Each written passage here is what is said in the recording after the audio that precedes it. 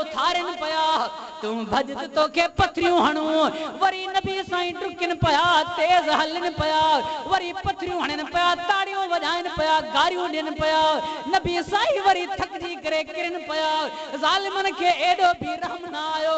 अल्लाह जो शफीक पैगंबर अल्लाह जो हसीन पैगंबर अल्लाह जो जमील पैगंबर अल्लाह जो हामिद पैगंबर अल्लाह जो महमूद पैगंबर अल्लाह जो अहमद पैगंबर अल्लाह जो हसीन पैगंबर अल्लाह जो आमिर पैगंबर अल्लाह जो माहिन पैगंबर अल्लाह जो हाशिर पैगंबर अल्लाह जो सोनो पैगंबर उन्हीं के पत्थरों पे हनन इन दौरान में अल्लाह जे महबूब पैगंबर पांजे उम्मत जे तके करे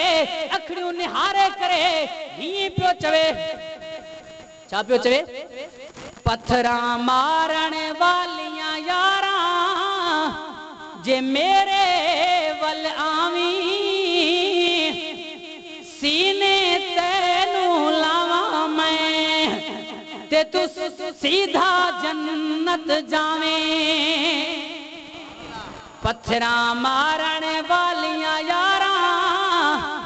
जे मेरे वल आवी सीने तेनू लावा मैं ते तू सीधा जन्नत जावे पत्थरा मारो गालियां देवो या बजाओ ताली इस उम्मत दा मैं पैगंबर हाँ इस चमन दा हाँ मैं माली नारे तकबीर शान मोहम्मद मुस्तफा अजमत मोहम्मद मुस्तफा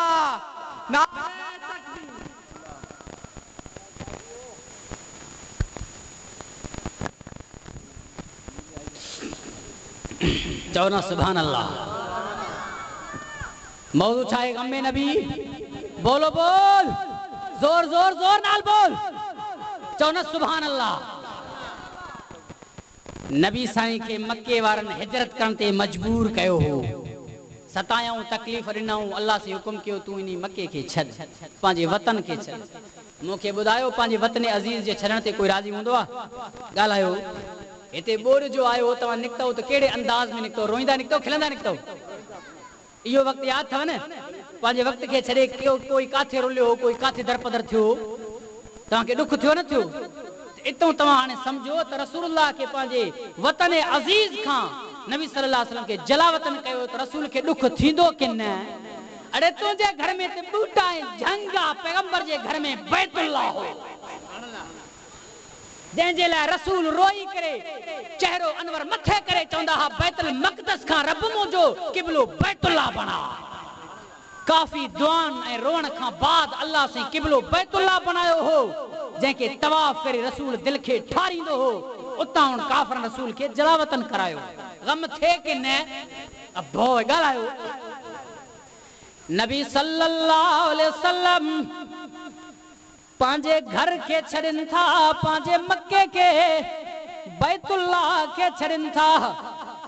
काफर नबी साईं जे शहीद करण जे लाइ कढिन नबी सल्लल्लाहु अलैहि वसल्लम के हुकुम थियो त हिजरत मक्के खां मदीने ॾांहुं कर बकारे कर मदीने ॾांहुं मक्के खां मदीने ॾांहुं हिकिड़ो मशहूर रस्तो वेंदो नबी सल्लल्लाहु अलैहि वसल्लम उन रस्ते खे न वरितो छो त काफर पोयां कढा तकलीफ़ पहुचाइण ख़ातिर तो पहुचना नी नबी सल्लल्लाहु अलैहि वसल्लम को एड़ो रस्तो वरतो जेको गैर मशहूर है मारूफ रस्तो कंहिंजो ॾिठल न हो हेरे रे तव्हां हितो मीरपुर बुड़े ते चढ़दा हो तव्हांजो जेको मशहूर रस्तो आहे रात हुजे कारी तव्हां मुंहिंजे ख्याल में पोइ बि आसानी सां वञी पहुचंदो हेरे रे विचों तव्हांखे जेको आहे त अलातवार करायूं काथे वाह ईंदो काथे खूह हूंदो काथे खॾो हूंदो तकलीफ़ सां पहुचंदो न जो मशहूर रस्तो ई न आहे जंहिंमां आमदरफ़्त आहे उहो रस्तो ई न आहे ॿियो रस्तो आहे त तकलीफ़ थींदो नी रे रे मोहम्मद मुस्तफ़ा सल्लल्लाहु अलैहि वसल्लम उन रस्ते के छॾे करे हिकिड़ो गैर मशहूर रस्तो वरतऊं तकलीफ़ थिए कि न पैगंबराना कदम हा छा पुछे सफ़र कंदे रहिया